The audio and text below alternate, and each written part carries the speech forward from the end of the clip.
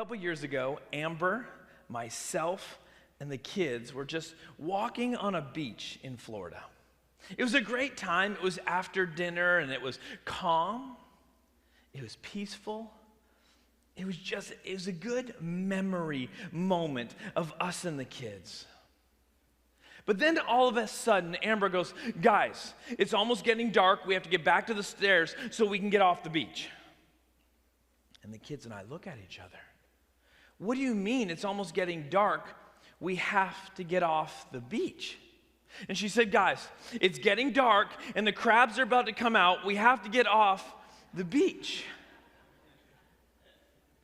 I think you know what I'm talking about, right? And we just look at her and we're like, "Amber, what? Okay, not every beach is alike, but just in case some people don't know, or once again, we have people watching from out of town, in the Panhandle beaches, after it gets dark, there are these small crabs that come out at night. Like, just to make sure, you know what I'm talking about. Raise your hand if you know, okay, you know what I'm talking about? You see people every night, they go out and they get what? Their flashlights. And they begin to shine them on the ground. And I Googled it later, and this is, I guess, technically called ghost crabbing. This is the word ghost crabbing. They shine the lights on the beach after the crabs come out after dark. Well, I didn't know that these crabs scared Amber so much. See, I found out later that she was on like a weekend trip with some of her friends, and she had what she calls a traumatic experience with these crabs. See, not all beaches are the same. And Amber grew up near Myrtle Beach, so that's the beach that she knew growing up. And in Myrtle Beach, they don't have these killer ghost crabs that come out at night. So all this time that we've been to these beaches in Florida, I guess Amber didn't know what was under the surface. Amber didn't know what was hidden there. Amber didn't know what was previously now unknown. And everything changed the moment she saw the killer crabs come out. And so I'm thinking about this, and after that moment, I'm like, I guess the Moors. Well, I guess all four Moors will never be on the beach together again at night. Because once she found out something was under the surface, once she saw what the light just shine on, her life changed forever. The killer ghost crabs. We've been talking about the kind of light of the world and Jesus being that light during Christmas. And last week I talked about Christmas lights, and I talked about how I love the Christmas season where our streets and our homes go from dark and boring to bursting with light. I love this time of year. And so last week we looked at what happened when Jesus entered humanity. What story changed. And we looked at how he came into a dark and hurting world. This is the setting of the Christmas story as you and I know it. But as he came into the world, as he came into the darkness, what we see is that it doesn't have to be dark anymore. Because he was going to be the light that pushed the darkness away. That is the story of Jesus. And he says, not only, we see it in the Christmas story, we saw it in John chapter 8, where he's like, listen, if you'll follow me, you don't have to live in darkness anymore. Because I want to be present. I want to be there with you. I want to speak into those hurting places. And so this Christmas season, as I told you last week, this Christmas season, the Christmas story, is a great reminder that he wants to be present in all of those places. We just have to invite him in. Because the theme this Christmas is when we invite this light in, the darkness always has to surrender. Now, that was last week. Now we move on to this week. We're going to continue this conversation of light. I want you to think about that story with Amber. I want that to be something that, as weird as it is, I want it to be in your brain today, because I want you to think there's something powerful that happens when light shines in places that was previously dark.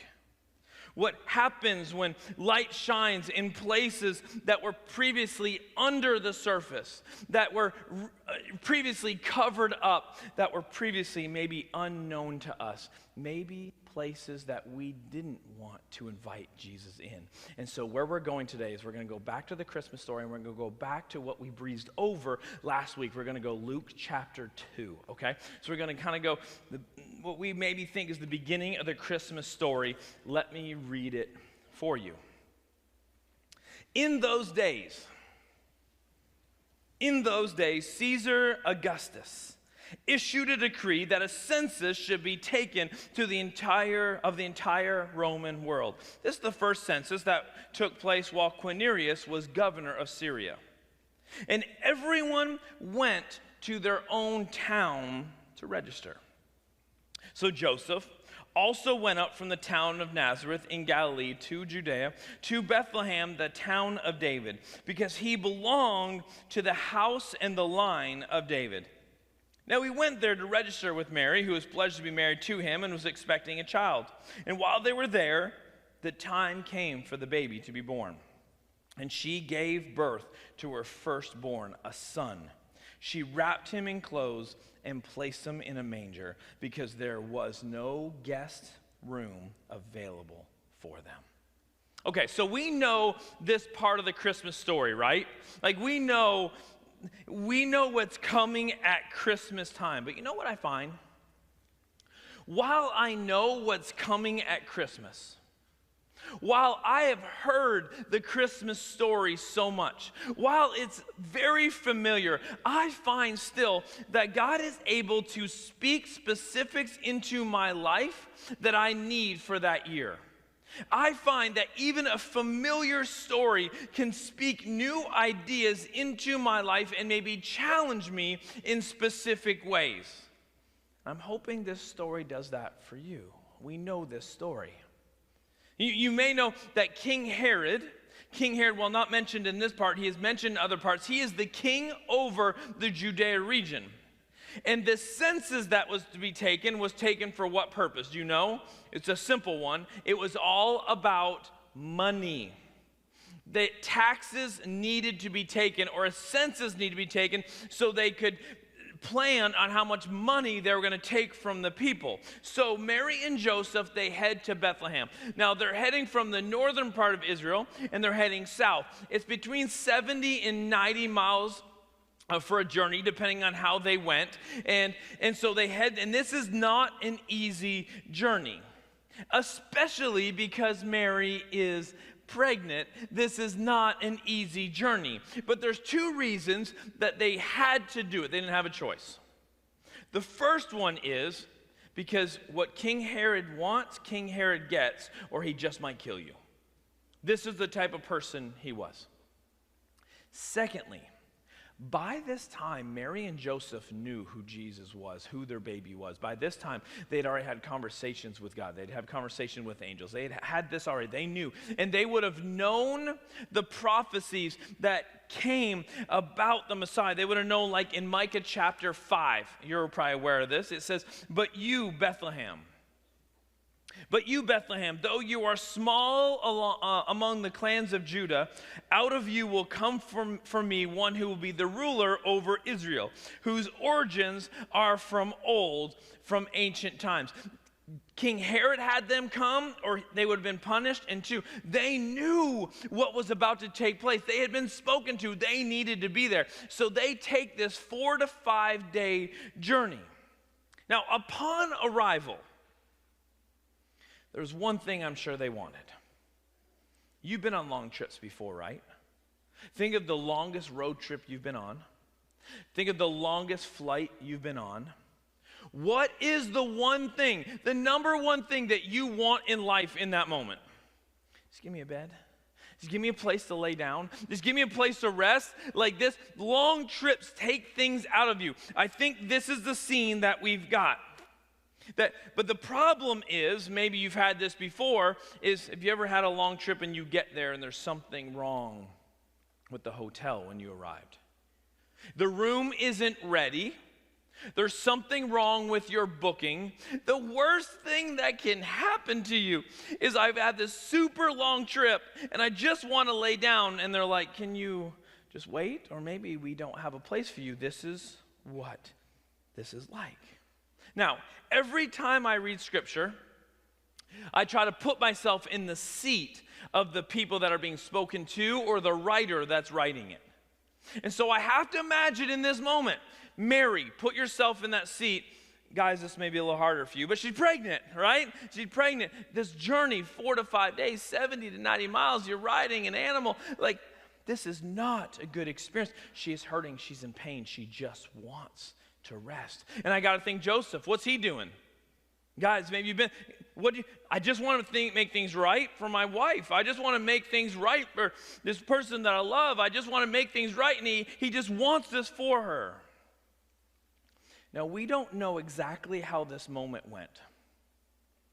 There's a lot of theories, a lot of beliefs. But most people believe it's in this moment that they arrived to Bethlehem. They're there because they have family. They're there because they have lineage. They're there because they would know people, because that's why they're going there. They probably went to a family member's house. Most likely that's where they're going. And a conversation happens in this moment where they realize there is not room for them the way they hoped it would be. There isn't room with the family. Now, this is a big deal because we know the circumstances. But this is a big deal because this culture is super family oriented. This is a big deal because this culture is super hospitality oriented. Why wouldn't they give a pregnant woman room in their house? As you read, one of the theories, one of the thoughts on this is maybe there were elderly people that had gotten there before them for the census. Maybe there were people there, specifically the elderly, that these may have been the only people that would not have been pushed out for a pregnant woman, because they had a value system of who belonged and who got to go in here. And maybe if it had been a younger couple, maybe been a single person, it'd been like, hey, we need to give this to a pregnant woman. But some scholars believe maybe it's because there's an elderly couple there, and that's the only people that would take precedent over a pregnant woman. Now, we don't know exactly, but what we know is, in this moment, they didn't have room in the guest house, but they did have room somewhere else. They gave them a part of the house that they also owned. What they offered up is where the animals would stay. When we go to Israel, we just got back with a group of people. In a couple more years, we'll go again. One of the places we'll go, you'll see what it would have looked like of what they would have put baby Jesus in. What we see is that this manger would have been most likely built with concrete. It would have been a watering or feeding trough. Kind of looks like this. This is most likely what they would have put Jesus in. Now, I want you to understand something. We hear all this conversation at Christmas that there was no room in the inn. There's no room in the guest room in the house. And most of the time, what we get is this is a rejection of Jesus. A rejection of Mary and Joseph. I'm not convinced that's how this plays out. I don't think the family completely rejected Mary and Joseph. I don't think they're actually being rude to them in this moment.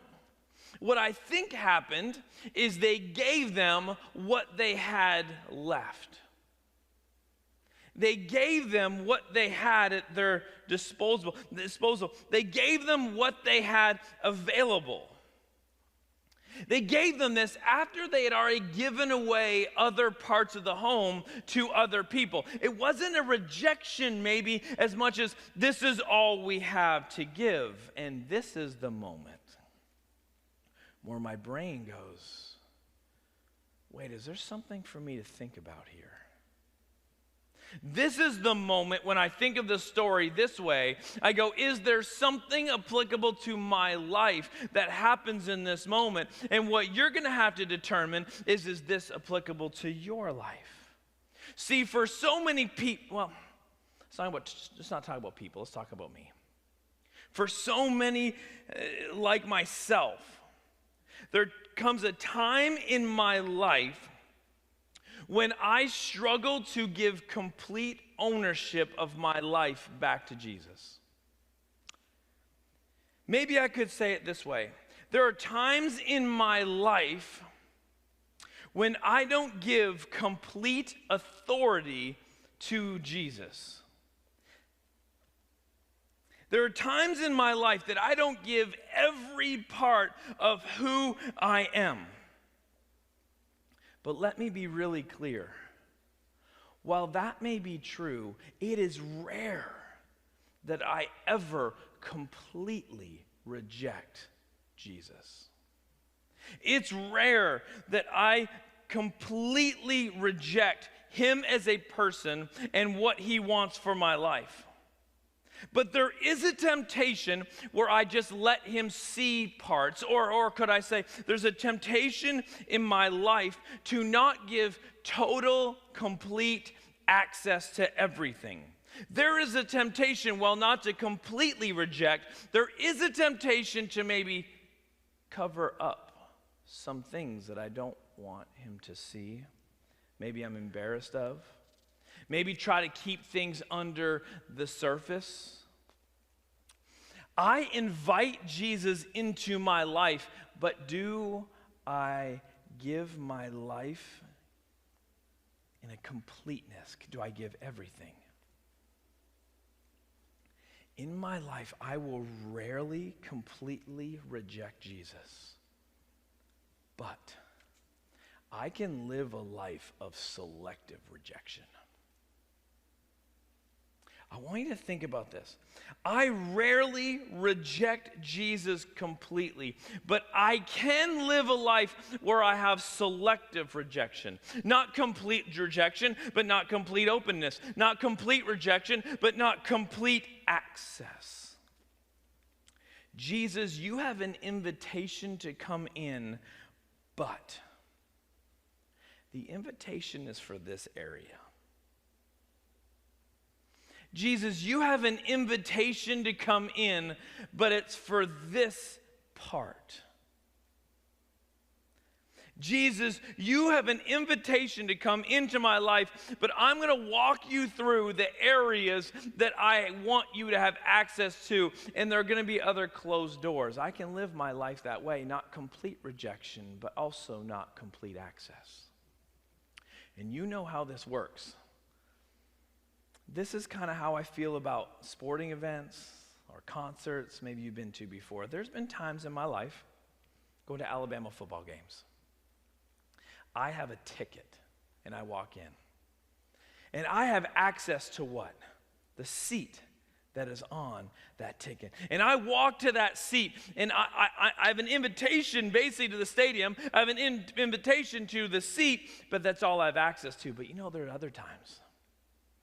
I have a ticket to get in, but I also have access to the skybox.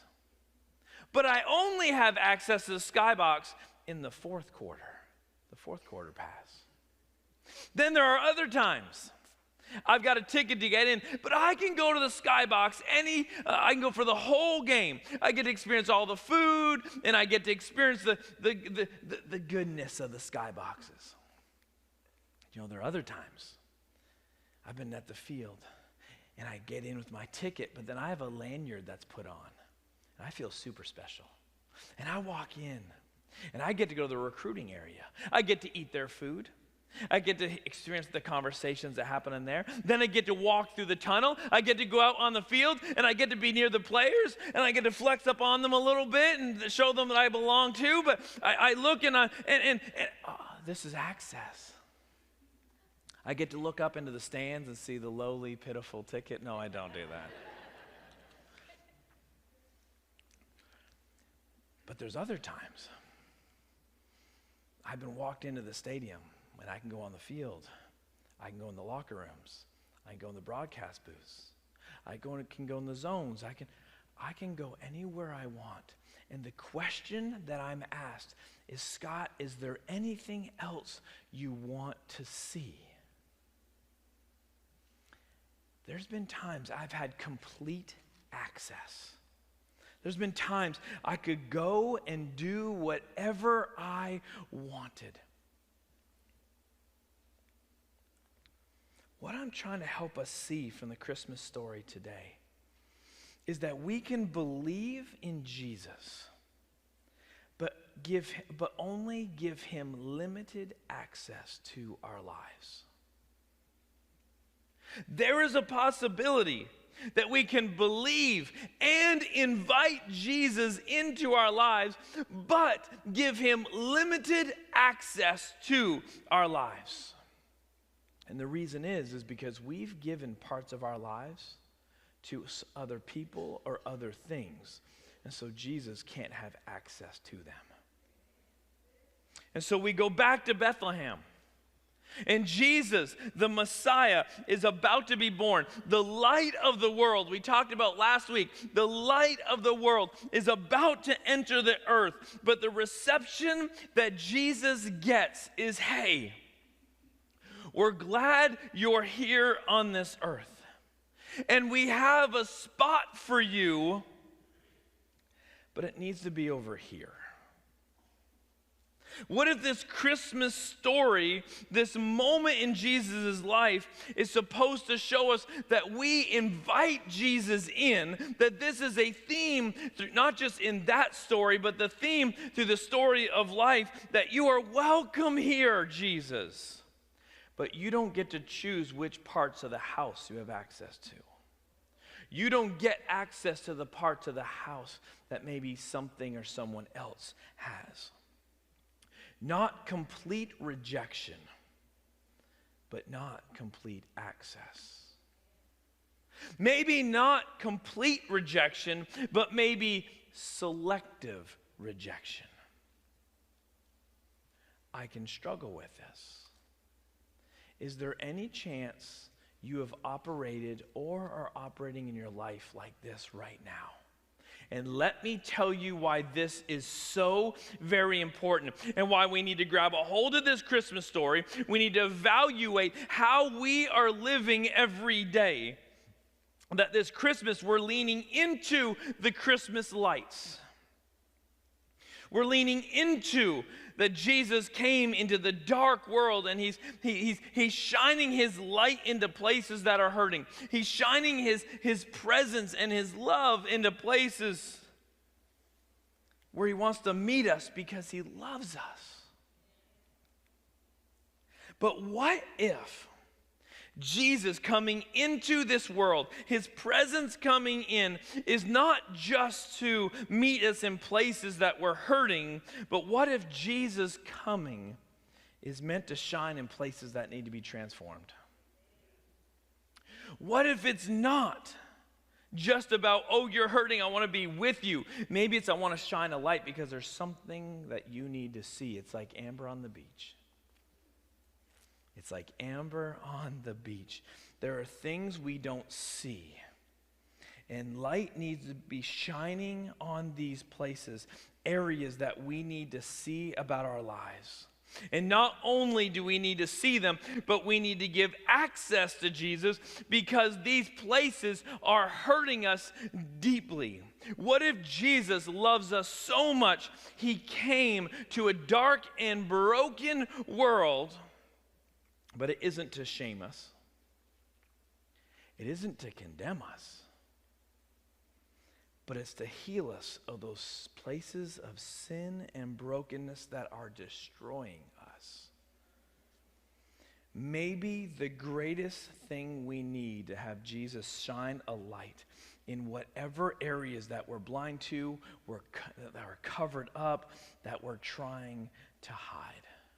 Maybe the greatest gift that Jesus can bring is goes, hey, I'm bringing a light, and yes, I'm here to comfort you.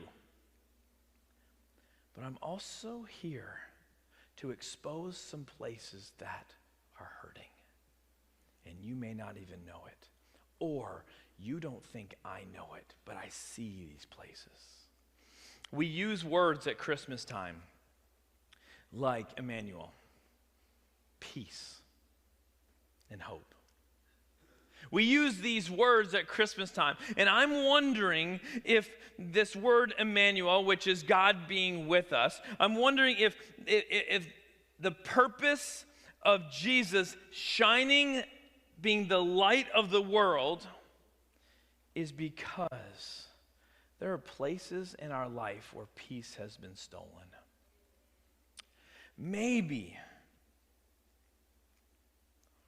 we are struggling with places in our lives where our hope has been stolen. Maybe we're struggling with hope and peace, and maybe it's not just because life is hard. Maybe it's because we've made life hard on ourselves. We always look and say, man, my peace is struggling because life is tough, and look what's against me. Oh man, I've lost some hope because look at what life is doing to me right now. But what if Jesus comes in and goes, yes, that's true. But are there any decisions that you are making? And this is the reason you're losing your hope and peace. What if our greatest level of peace comes when Jesus shines light into our life in the places that we are not aligned with him? What if our greatest level of peace comes from when not only we are shining, when he is shining the light into the places that we are not aligned with him, but also we are giving complete access for him to transform these places? What if peace comes after? What if peace comes after we give Jesus complete access to our lives and let him change whatever he wants? We talk about Emmanuel, we talk about peace, but maybe we're looking for peace in the wrong place. And maybe Jesus coming in and shining a light and going, hey, this is the place that's hurting you. And if you give me complete access to not only be part of it, but to change whatever I want, maybe this is where peace is found. What if? What if Emmanuel, God coming to be with us, is for the purpose of showing areas in our life where we haven't completely surrendered to him? And maybe the purpose of that is to show us. Maybe he wants the whole house, not just part of it. What if this is a prevailing theme in the Christmas story? And maybe our deepest places of hope come when we have surrendered our life completely to him.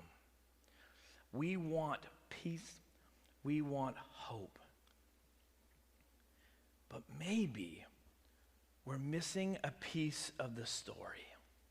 Maybe we're looking at Jesus coming to just be our comforter, when he wants to be the one that's exposing these broken places that he really wants to transform. There's a verse that I often go to in my life because King David in the Old Testament, it kind of speaks to this message, and maybe you've heard this before. Psalms 139 says, "Search me, God, and know my heart. Test me and know my anxious thoughts. See if there's any offensive way in me and lead me into the way of everlasting." Listen, we know the Christmas story, but what I'm hoping this year is that God uses the coming of Jesus as the light of the world, not only to be our comforter in love, but convict us with his love. What I'm wondering is this Christmas is that God wants to speak something deep into your soul. And last week we talked about you're hurting. Let me love you. I'm going to be present in these places, and his presence brings a healing. His presence brings a comfort. But maybe also one of the most loving things that he can do is he can go, hey, listen, I think you're missing something. You're missing some peace and hope. It's not just because the world is against you. It's maybe you are against you and you don't even realize it. That you are hurting yourself. That there's something underneath that's stealing this from you. And if you would just give me access, if you would just give me authority to speak into these places, I can change a bunch of this level of peace that you're feeling. I can bring hope to places where there was no hope. And it's not a circumstance change, it's a you change. We don't let Jesus in all areas all the time. But what I'm kind of asking is maybe this Christmas we move past just having a ticket and it's going, I'm going to go to my seat. That kind of invitation. And instead you go, this place is yours. We hear about there's no room in the inn at Christmas, and so it becomes kind of cliche. But y'all, we treat Jesus that way sometimes. And Christmas is the perfect time for us to say, is there an area that I've been trying to cover up? Will you shine your light on that so I can see what I've been missing? Because here's the beautiful thing about Christmas. It reminds us that wherever the light shines, it pushes back the darkness. The darkness has to surrender to when Jesus goes, hey, I can change this. And I'm just wondering at Christmas, when it's the chaos and we get super distracted, if maybe Jesus has been speaking to you, hey, can I be part of that area of your house? This anger part, I'd like to be part of that. This sin over here, I'd like to be part of that. I'd kind of like to come in and I'd like to have the whole house. Will you let me? This broken part of you, I can heal that too. Will you let me? And the funny thing is, I think we know we do this. I think we know we do this. And my prayer this week has been, God, will you convict me in ways maybe I haven't felt convicted? God, will you open my eyes to places, because I want your peace and I want your hope, but I need to be aligned with you and I need to just give you it all. You can believe in Jesus and still not give him complete access. You can be a believer of Jesus your whole life and be sitting in here and hearing the Christmas story for the 60th time in your life and still not give Jesus complete access. And so, Jesus, what I'm asking for you today is to open our eyes with your light to places that need to change. Not because you want to shame us, not because you want to condemn us, but because you want to love us with your conviction. Because you want to bring peace and hope in a way maybe we've never experienced.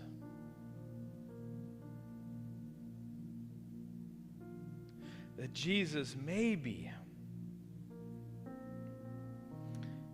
there's some people in here who are watching and listening online that you've been trying to speak to them.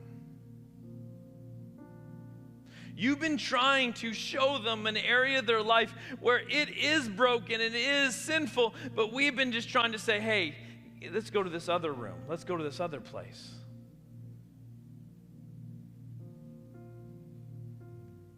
But Jesus, we want to be a place today that gives you complete access. We want to give you complete authority. God, we are yours.